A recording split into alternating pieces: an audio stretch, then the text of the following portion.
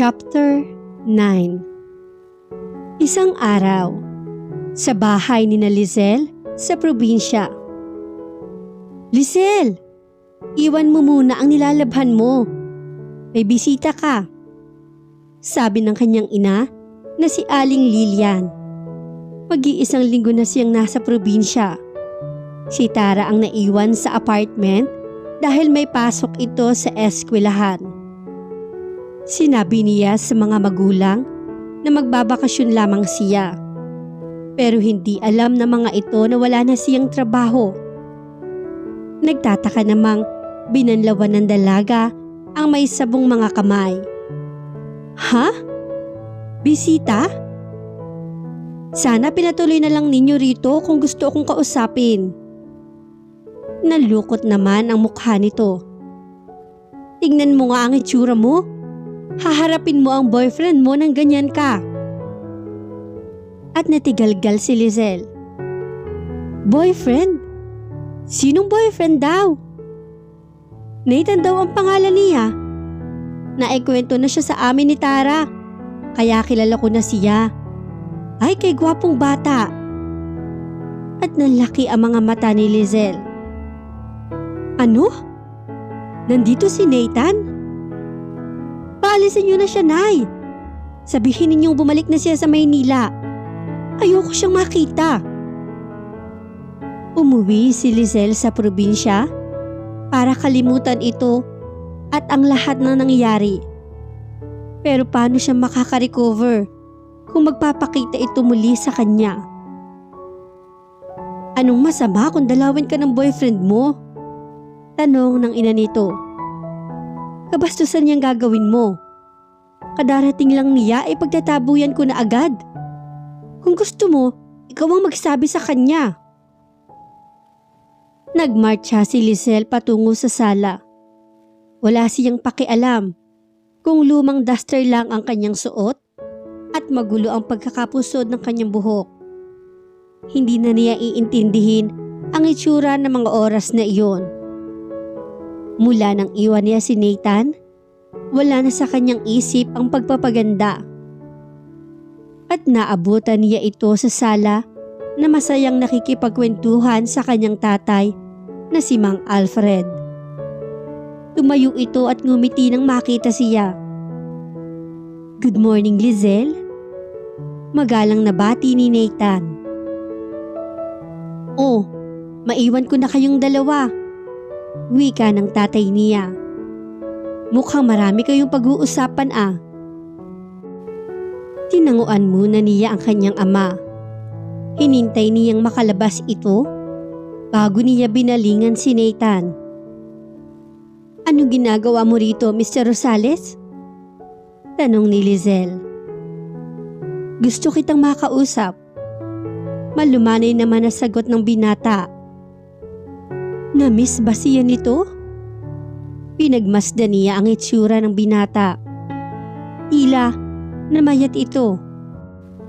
At mukhang hindi rin ito napagkakatulog.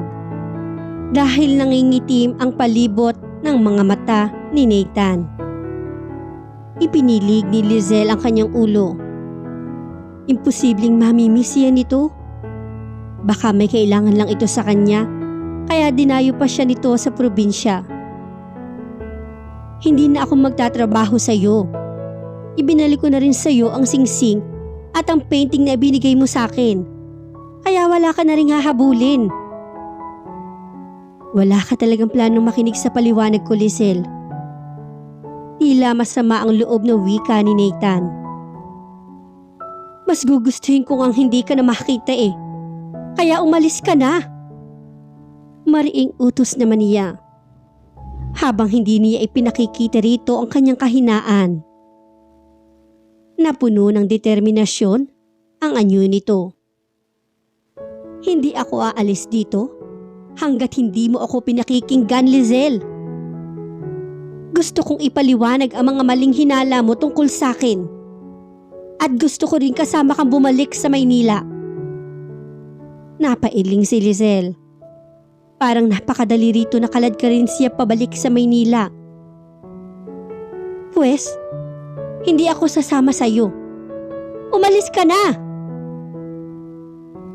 Lizelle, bakit pinapalis mo na kagad ang bisita mo?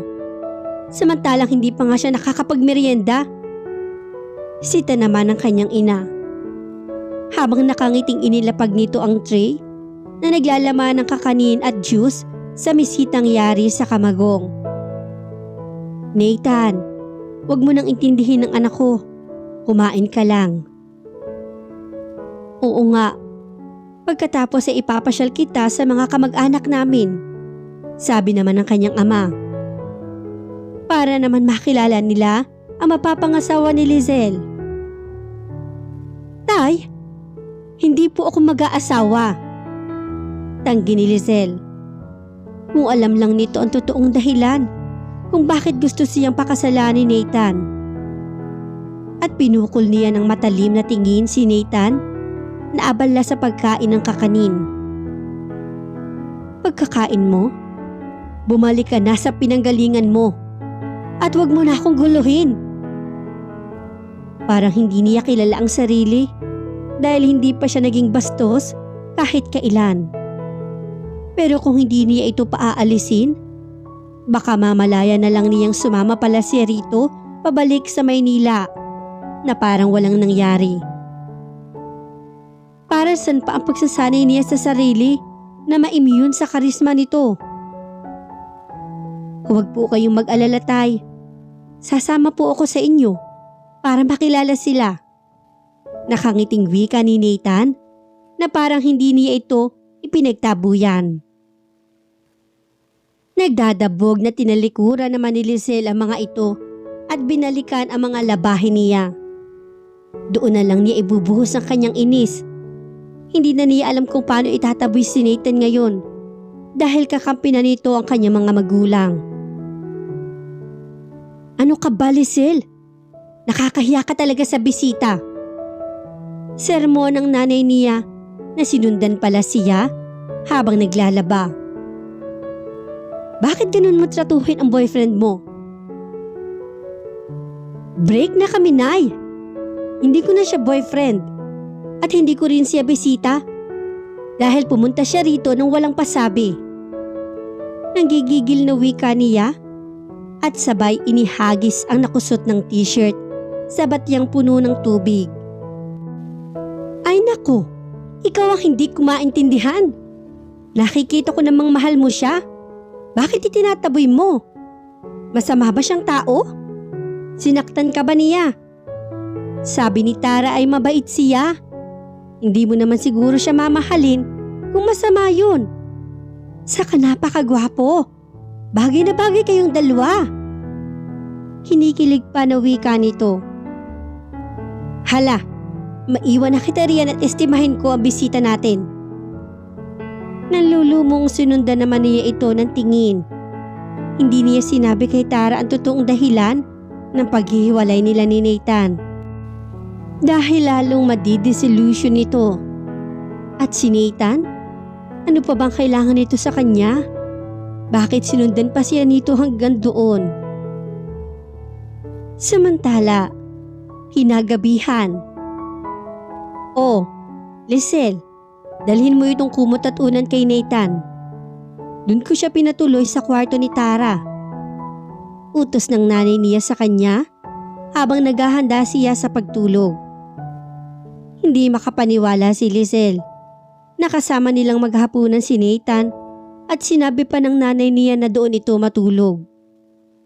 Nakasimangot na dinampot niya ang unan at kumot na inilapag nito sa kama niya at padabog na umalis ng silid.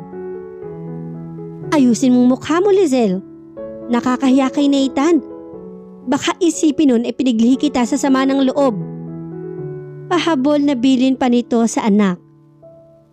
Huminto naman siya at nilingon ito. Nay, wala akong pakialam kung ano man ang isipin niya sa akin. Mabuti nga yun para hindi na magtagal dito yung Nathan na yan sa bahay natin. Naiinis si Lizelle dahil ipinamalita ng tatay niya na malapit na silang ikasal ni Nathan. at ipinagmalaki pa nito na gwapo at mayaman ang pakakasalan niya. Hindi naman niya magawang kontrahin ito dahil siya ang magmumukhang tanga. Wala rin namang maniniwala na naghiwalay na sila ni Nathan at walang kasalang magaganap dahil naroon ito sa bahay nila. Humatok si Lizelle sa kwarto na tinutuluyan ni Nathan. Nang bigyan siya nito ng permisong pumasok, ay naabutan niya itong nakadungaw sa bintana. Humarap ito at ngumiti nang makita siya. "Mabutit nandito ka na. Pwede na ba tayong mag-usap, Lizelle?" "Hindi ako nagpunta rito para makipag-usap sa'yo." Walang kangiti-ngiti na wika ni Lizelle. "Inutusan lang ako ng nanay ko na dalhin ang unan at kumot mo. Bakit hindi ka na lang kasi umuwi? Alam ko naman na sa mga mamahaling hotel ka lang tumutuloy. Samantalang dito sa bahay namin, walang aircon. Kamang may manipis na kutsyon lang ang tutulugan mo. Saka, malamok dito, baka madengge ka pa." "Kahit ipagtabuyan mo ako, Lizelle, hindi ako aalis hanggat hindi kita kasama." At nagkibit balikat si Lizelle. "Bahala ka. Mabubulo ka rito pero hindi mo ako maiisama. Kaya bumalik ka na sa Maynila dahil naghihintay na ang pinakamamahal mong kumpanya. Baka bumagsak yon kapag nawala ka." Sarkastikong wika niya. Hindi niya makakalimutang ginamit lang siya nito para tiyaking masasagip ang Blue Night. Nilapitan siya ni Nathan. "Gusto mo ba talaga ako mawala, Lizelle?" Masuyong tanong nito. Habang humahakbang naman siya paurong. "Oo. Nagpunta ako rito para kalimutan ka, Nathan.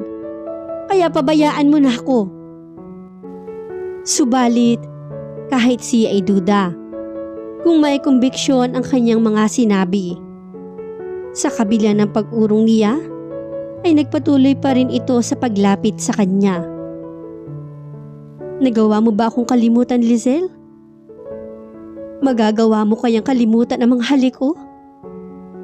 At pumulupot ang isang bisig nito sa kanyang baywang, habang ang isa ay kumabig sa kanyang batok para maglapat ang kanilang mga labi. At dagling nakalimutan ni Lizelle ang lahat ng galit kay Nathan nang magsanib ang kanilang mga labi. Kasabay niyon ay ang pag-amin niya sa sarili na kahit ano pala ang gawin niyang pagtakas, ay hindi niya matatakbuhan ang alaala ng mga halik nito. Dahil walang ibang isinisigaw ang kanyang puso, kundi si Nathan. "Mahal mo pa rin ako, Lizelle," wika nito. Naniningkit naman ang mga matang itinulak niya ito palayo. Nagpatalo na naman siya sa kanyang kahinaan. "Gusto na kitang kalimutan, Nathan. Umalis ka na sa buhay ko." "Hindi ko magagawa yun dahil kailangan kita. Come back to me, Lizelle." Pakiusap nito. "I won't give up until you come back to me." At tumiling si Lizelle. "You blew up your chance, Nathan. Hindi na ako babalik sa iyo dahil hindi na kita mahal." Wika niya at iniwan itong mag-isa sa silid. Inakala ni Lizelle na ubos na ang kanyang mga luha mula nang huli silang magkita. Mahina siya dahil mahal pa rin niya si Nathan. Maaaring isang pinakamalaking pagkakamali ang kanyang ginawa, ang pagsisinungaling. Pero ang mawala ito sa kanyang buhay, ang tanging paraan para tuluyang maghilom ang sugat sa kanyang puso. Kinaumagahan.